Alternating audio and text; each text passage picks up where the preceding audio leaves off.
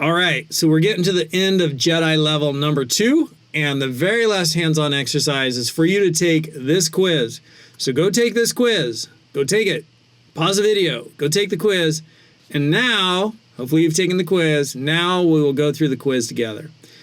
Go emphasizes ease of programming. If you use the short declaration operator, you do not need to specify type. That is true. In your own words, explain how computers work. La la la la la la la. I already typed this out. We will see it in a second in the response stuff. In relation to computers, what do zeros and ones represent? I guess I'll take a moment to explain it in your own words. Computers run on electricity. Electricity has two discrete states, on and off. With those two discrete states, we can create some sort of a coding scheme for whether or not a switch or a circuit is in an on or off state. If it's on, come trick or treat. If it's off, go away. So that's a circuit, a switch, which runs on electricity. It's in an on-off state, and we have a coding scheme associated with it, which says if it's in this state, it means this, and if it's in that state, it means that. If it's on, come trick or treat. If it's off, go away. And so that's how computers work. And the ones and zeros, they represent just an abbreviation of whether something's on or off. 1 is on, 0 is off. So that's what the ones and zeros represent. La la la la la. A Boolean value is one that is either true or false. That's true. If you have 5 porch lights, how many messages can you encode? 2 to the power 5 is 2, 4, 8, 16, 32.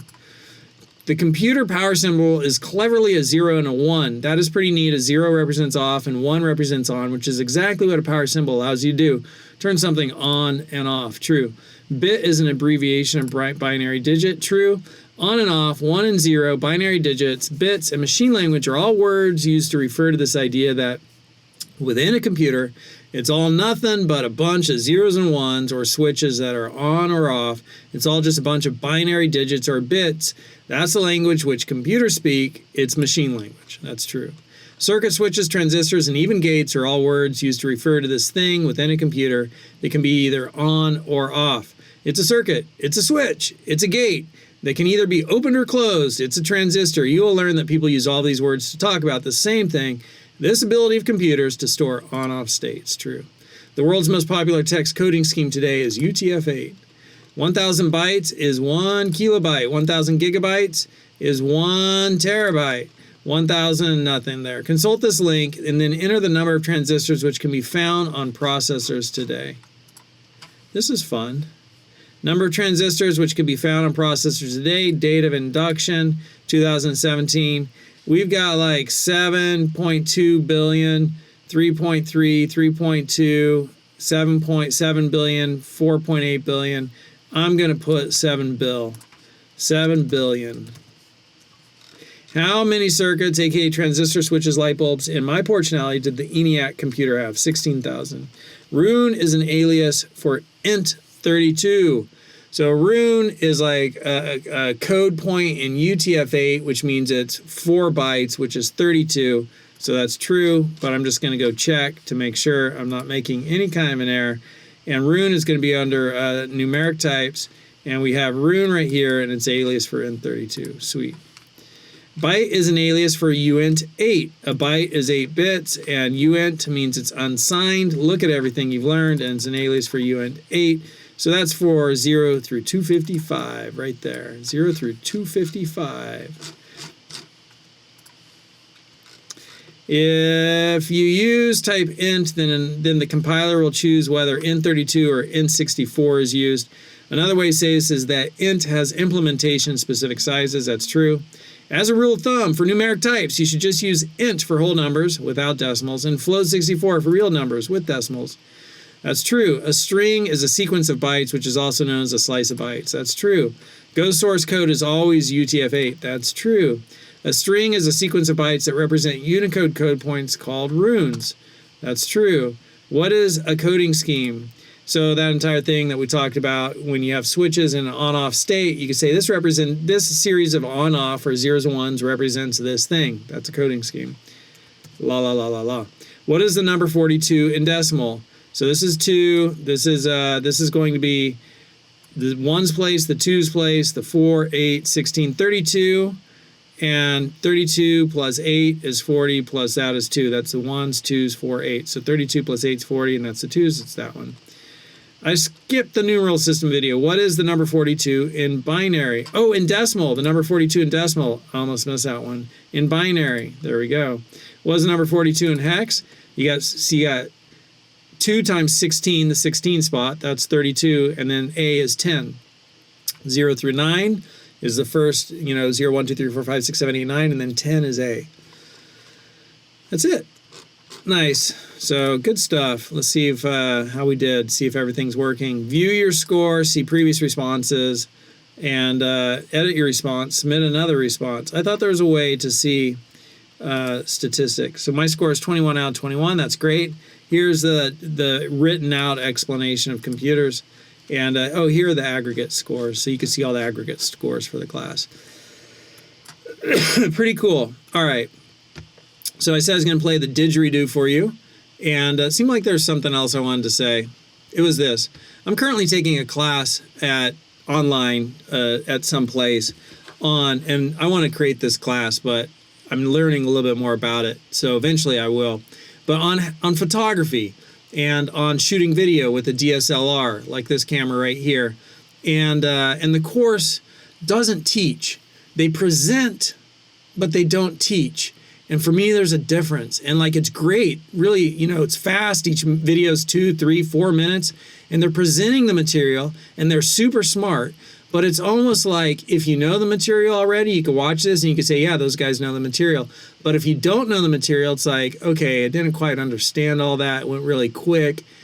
They know what they're doing, but I don't know what I'm doing.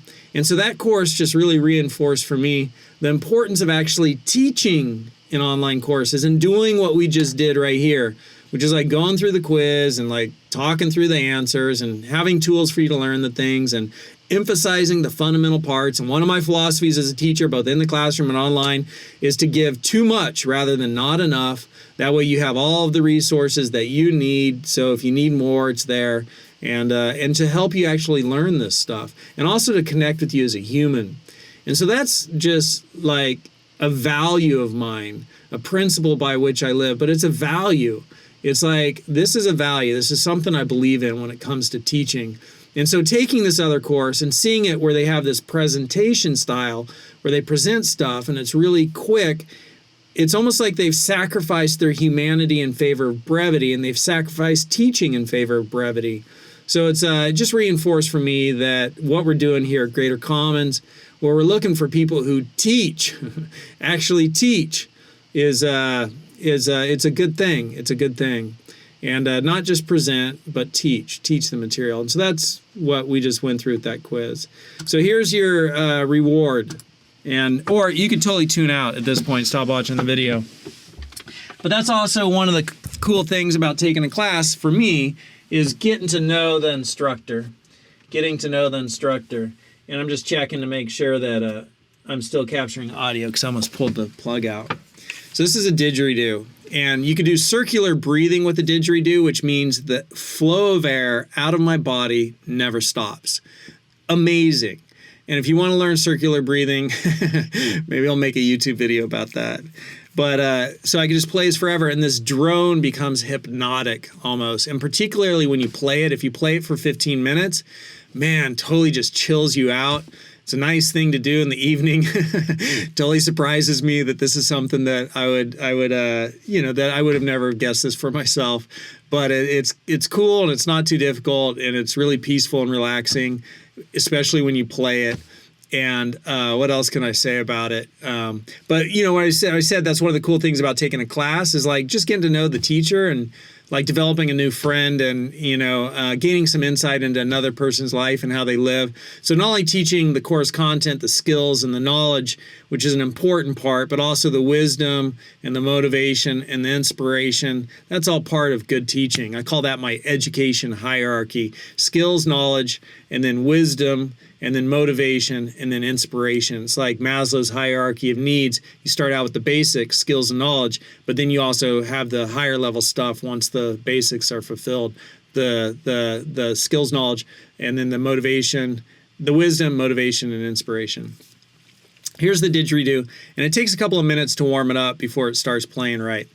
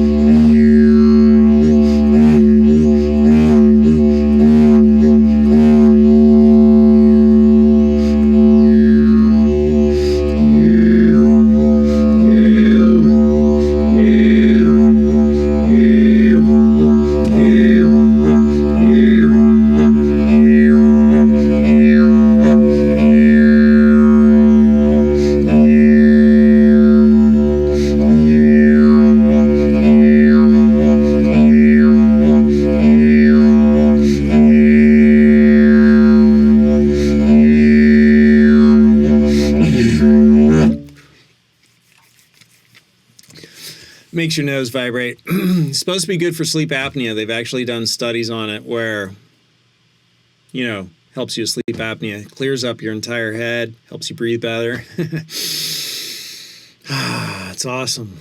It's totally cool. So this is probably, if you watch the video all the way to this point, this is a momentous moment in the history of computer science. Because this is probably the only, I won't go that far to say that, but this is probably the only online computer science course where you also got to experience the didgeridoo.